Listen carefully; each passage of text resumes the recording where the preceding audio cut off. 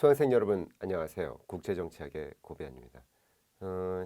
우리가 이제 국제 경제 부분을 이제 보셔야 될 상황이 됐어요. 그래서 이제 거의 막바지로 갑니다. 여러분들 조금만 힘을 내시고 계속적으로 이제 보시고 나서 복습하시고 그러셔야 됩니다. 뭐 지난 시간에 이제 지역 공동체까지 보셨는데 그것도 내용도 좀 여러 가지가 이제 섞여져 있어서 외우실 때 좀 힘들어요. 근데 뭐 그래도 뭐 너무 막 깊게 들어가지 마시고 유럽에 있는 내용도 유럽연합 쪽과 관련된 거는 조금 뭐 이미 뭐 외교사 때 보셨겠지만 조금만 더 체크해 두시는 게 좋습니다. 그다음에 이제 아시아권 쪽은 워낙 중요한 내용들이 많으니까 시험에 자주 나왔으니까 복습해 두시길 바라고요.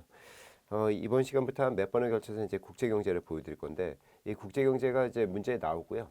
뭐 국제법을 공부하신 분들은 어렵진 않습니다. 뭐 국제법에서 나왔던 부분들이 연결적으로 계속 또 나오고 있거든요. 여기도. 근데 이제 다만 조금 이제 이 경제 이론 같은 것들이 나오는 부분이 조금 어려워요. 그래서 이제 여러분들이 어떻게 뭐 그래도 뭐 여러분들 수준이면 뭐 충분히 이해하실 수도 있고 제가 어렵게 느끼는 거지 여러분들은 뭐 충분하실 겁니다. 뭐 하여튼 최대한 설명드리도록 하고 그럼 바로 뭐 보신 바에 내용이 많으니까 바로 가서 보시도록 하죠. 우리 교재 이제 첫 번째로 자본주의 경제 이 국제 경제 중에 이제 자본주의 경제 질서라는 거를 얘기하게 되는데요. 뭐 현대 사회 지금 현재 이제 21세기 현대 사회는 거의 대부분의 국가들이 이제 자본주의 경제 체제 안에 들어와 있는 구조죠. 그래서 이거를 얘기를 안 할 수가 없어요.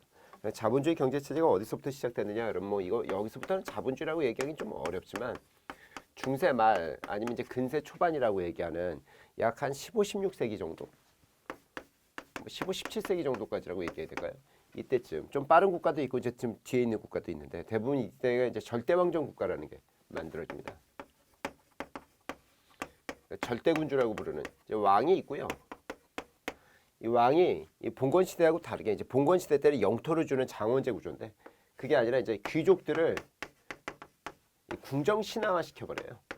귀족들의 힘이 많이 떨어집니다. 예전에 이제 봉건 영주라고 불렀던 사람들이 이 어떻게 보면 왕 밑으로 바로 들어오는 부하처럼 돼버리는 거예요. 그 다음에 한쪽으로는 이제 부르주아라는 세력. 이게 상업계획 상인들이거든요. 상인 계급들. 그러니까 여기는 평민이에요. 근데 이 평민들과 이렇게 이제 여기 쪽에서 이제 돈이 많이 나오게 되니까 이쪽이 이제 새로운 시대에서 돈을 많이 벌고 이쪽이 이제 계몽주의나 뭐 이렇게 해서 보통 이제 시민 계급이라고 나중에 이제 시민혁명 때 얘기되는 사람들이 이 사람들입니다. 그래서 보통 이제 돈이 많은 부르주아들을 얘기하는 거죠. 그래서 이쪽이 양자를 가지고 이제 정치를 해나갔던 것이고 이 부르주아들이 돈을 주기 때문에 이 돈을 가지고 이제 상비군을 운영할 수가 있었고 군인들을 그 다음에 이제 관료제를 운영하는 겁니다. 이 두 가지는 돈은 이쪽 부르주아들이 줘요. 귀족들은 지주계급인데 이 돈을 잘 못 줘요. 약간 근데 과도기입니다. 이 왕이 귀족을 버려도 되는 시점이거든요. 솔직히 부르주아들과 이제 뭐딱 잡아도 되는데 그래도 이제 이 태생적으로 왕은 이제 귀족들에 친할 수밖에 없고 또 귀족들이 여전히 많은 수의 군대를 제공하는 편이라서 쉽지 않죠. 그래서 이제 과도기적으로 운영이 됐는데 그럴수록 이제 부르주아들은 약간 불만이 쌓였고 그게 나중에 이제 근대 시민혁명으로 도화선이 되는 건데 이 부르주아들이 제공하는 돈을 가지고 하기 때문에 이쪽에다가 이제 약간 이득을 줘야 돼요. 그래서 이 부르주아들이 이제 초반에 이제 초기적 자본주의라고 보통 부르는데 그런 게 이루어질 때 보통 뭐 간의 순고음에서 조금 넘어가서 이제 공장제 수공업으로 좀 넘어갈 때쯤에서는 보호무역주의를 해주는 겁니다. 이 계급을 좀 도와주는 거예요.